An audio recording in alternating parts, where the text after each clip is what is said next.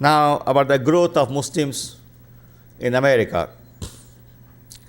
I came to this country in 1962.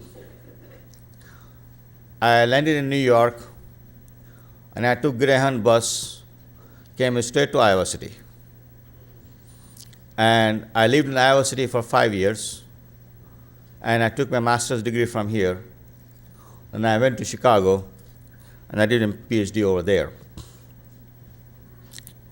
And my wife is an Iowan from Sheldon, Iowa, and she is a very learned Muslima. She's a writer, she's a speaker, and I have 4 children. My first child was born in Iowa City at the University of Iowa Hospitals. Other 3 were born in Chicago. And when I was here, between 62 to 67, the population of Muslims in Iowa City never went higher than 20. That includes children, women, and men, if we can exaggerate 20. We could count men about 10 or 12 at any given time, and for Friday prayer was not possible because always somebody has classes and hardly 2 or 3 people can get together, which is not large enough crowd to have a Friday prayer. And we used to pray on the International Center, which was one of the streets up here, I think Clinton Street or somewhere. But now, alhamdulillah, you can see the growth. There's a large Muslim community in Iowa City, which goes to a few hundred, I believe. And there's a masjid, an Islamic center, that shows the growth. When I went to Chicago, the first Eid prayer we used to hold on a university campus in a hall, and maximum number I saw was 400 or 500. And now, the year 2001, we hold 8 prayers at about 15, 16 different places.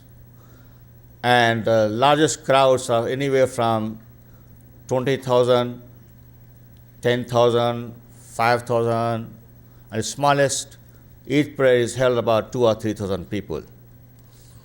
And Chicago has a population of about 350,000. California has about 1 million. East Coast, New York, New Jersey area has more than 1 million. And you can see that we are about 6 million or more living in the United States alone. When I came 60 to 67, if I can exaggerate the estimate, it was about 250,000 Muslims living here. And if you look at the contribution of the Muslims, we have made huge contribution over here. For example, 2 tallest buildings in Chicago, John Hancock Center and Sears Tower, were designed by a Muslim architect, Dr. Fazlur Rahman. He died around 1985 in Jeddah. And he was a professor at IIT, this Illinois Institute of Technology, and he designed many buildings. And we have many architects who are designing mosques, and mosques are being built all across the United States with unique Islamic structure, Islamic architecture. We have Muslim engineers working in Detroit with the auto industry and redesigning engines and the systems in the car and contributing in that industry very quietly. And then we have doctors, medical doctors. Hardly you'll find any hospital in the United States which does not have Muslim doctors from every specialty, from a family physician to neurosurgeons. I have known personally many doctors in many, many specialties. All over the United States, they are scattered, they are serving the country. Now, the In the 1960s, the largest Muslim organization established was 63, MSA of US and Canada, and the largest Muslim group, so-called Muslim group, was Nation of Islam, led by Elijah Muhammad. I call this pseudo-Islamic cult because the basic tenets were and remain non-Islamic.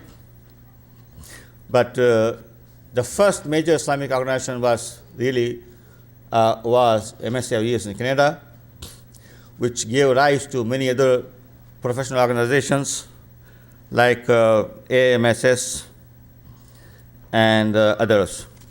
And in 1981, it became ISNA, Islamic Society of North America, and that gave rise to many other organizations, which I call ABC soup of Islamic organizations. And you can read the bottom of my article here. ISNA, ICNA, IANA, MINA, MAYA, AMC, AMA, AMP, CC, UMA, MPAC, and so on and so forth. There are a lot of them.